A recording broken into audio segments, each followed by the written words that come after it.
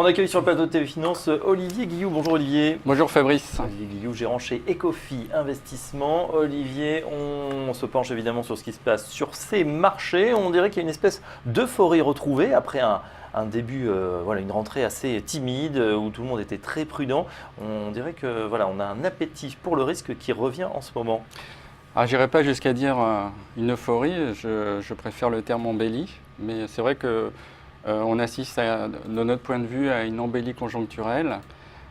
Cette embellie conjoncturelle, en fait, elle fait suite à quelques mois d'été où on avait des points de blocage qui étaient de nature différente. Donc il y avait évidemment le risque géopolitique avec la Corée qui s'est manifesté, duquel on n'est pas sorti d'ailleurs, mais bon, de ce côté-là, je pense. On a l'impression que ça passe au second plan là quand même. Oui, on a un peu relayé ça au second plan parce que finalement, on voit bien que ça peut continuer un peu et puis finalement, on a quand même des indications sur le. On essaie de comprendre également ce qui se passe et on voit bien que. Il faut probablement le voir comme une action de défense du pays vis-à-vis du risque supposé des États-Unis. Nous, on ne milite pas pour un conflit armé, évidemment, mais on n'est pas à l'abri d'un accident sur des essais. Mais plus globalement, au-delà de la géopolitique, donc on a un souci avec la gouvernance aux États-Unis de Donald Trump.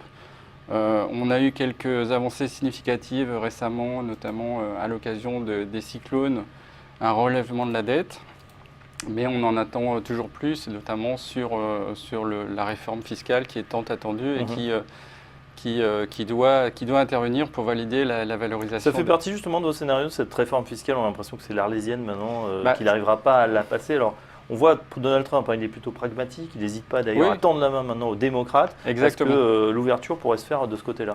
On voit une solution arriver, mais on voit une solution à minima, c'est-à-dire avec moins d'ambition que ce qui était attendu au préalable. Mais on pense effectivement que Donald Trump ne peut pas faire l'économie de cette réforme et ça va être dans les prochaines semaines quelque chose qui va se mettre en place.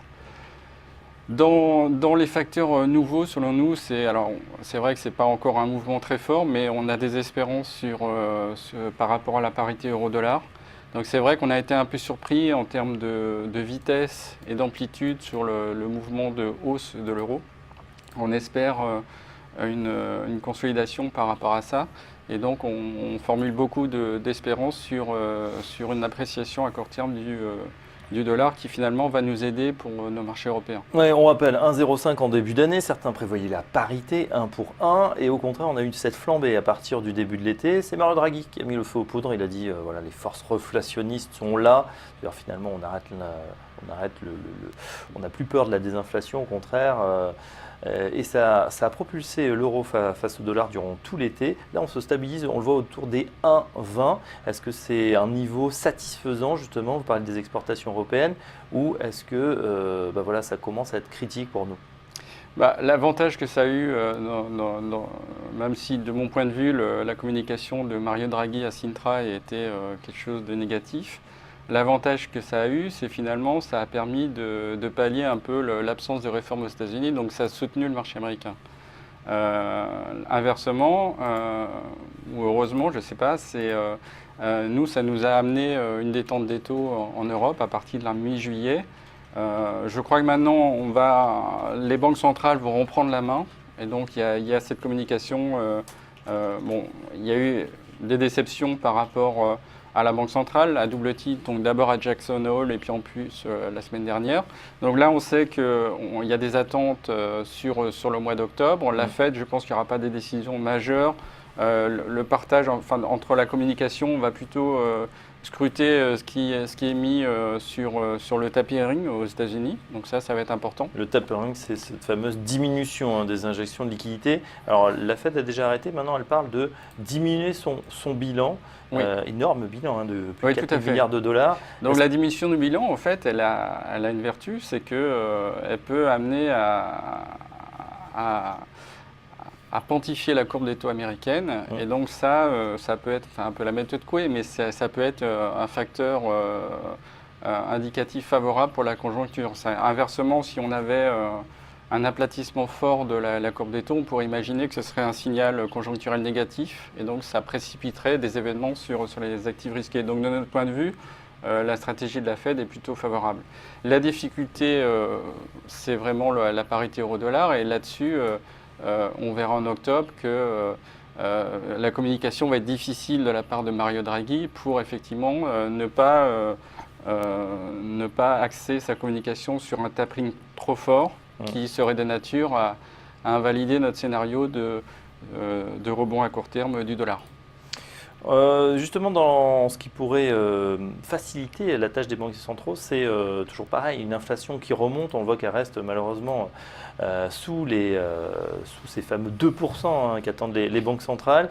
On avait beaucoup placé l'espoir dans la remontée du pétrole. Là, on voit que le pétrole justement se stabilise autour des 50-55 $. Est-ce que ça pourrait être une variable d'ajustement? Finalement, on ne voit que non, puisque même si sur l'inflation globale, on a effectivement des incidences fortes du prix du pétrole. Je rappelle d'ailleurs que nous, on pense que le cours du pétrole ne va pas flamber. Il y a des marges de manœuvre avec des phénomènes de rappel, au premier rang la capacité de production des États-Unis. Et donc effectivement, la stratégie des banques centrales est une stratégie perdante par rapport à l'objectif de retour à l'inflation vers la cible de 2%. On le voit bien, même s'il y a un peu plus de volatilité sur l'inflation globale, ce qui est frappant, c'est le manque d'accroche sur l'inflation sous-jacente. Et ça, c'est un vrai sujet.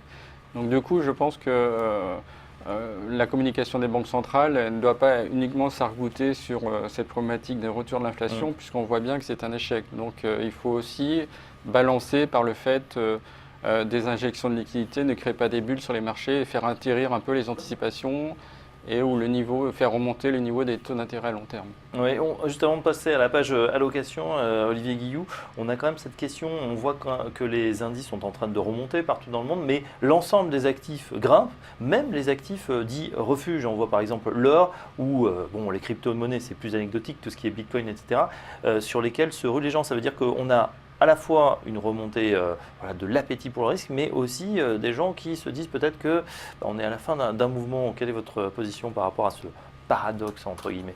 Le paradoxe, il est lié à l'absence d'inflation et donc les taux réels qui restent assez faibles. Donc l'or est également une valeur refuge, un hedge contre la baisse du dollar. Donc là encore, dans notre scénario pour les prochaines semaines, ce qui va être déterminant, c'est l'évolution de la parité euro-dollar. Globalement, nous, on pense que, et en plus, sur l'aspect purement actif européen, on pense que c'est plutôt favorable sur la bourse, les bourses européennes. Et donc ça, c'est un facteur de soutien important. Ah oui, c'est vrai. Donc on a une évolution assez homogène de l'ensemble des classes d'actifs, mais on voit bien qu'à l'intérieur de cette hausse, il y a une logique propre, donc ça peut être le dollar, ça peut être le niveau des taux d'intérêt, ça peut être la croissance bénéficiaire. Et bien sûr, tout est lié. Mais ce qui est marquant aussi, ce qui est frappant, c'est ce régime de volatilité très basse. Et on sait que ces régimes-là ne sont pas appelés à durer éternellement, et donc on s'attend probablement, mais ça viendra probablement par les phénomènes de change, on s'attend un peu plus de volatilité sur fin d'année. On l'a compris, c'est l'euro-dollar qu'il va falloir surveiller au cours des prochaines semaines et prochains mois. Vous restez avec nous, Olivier Guilloux. Dans une seconde, justement, on regarde du côté de l'allocation. Qu'est-ce qu'on peut faire pour les 3 derniers mois de l'année? À tout de suite.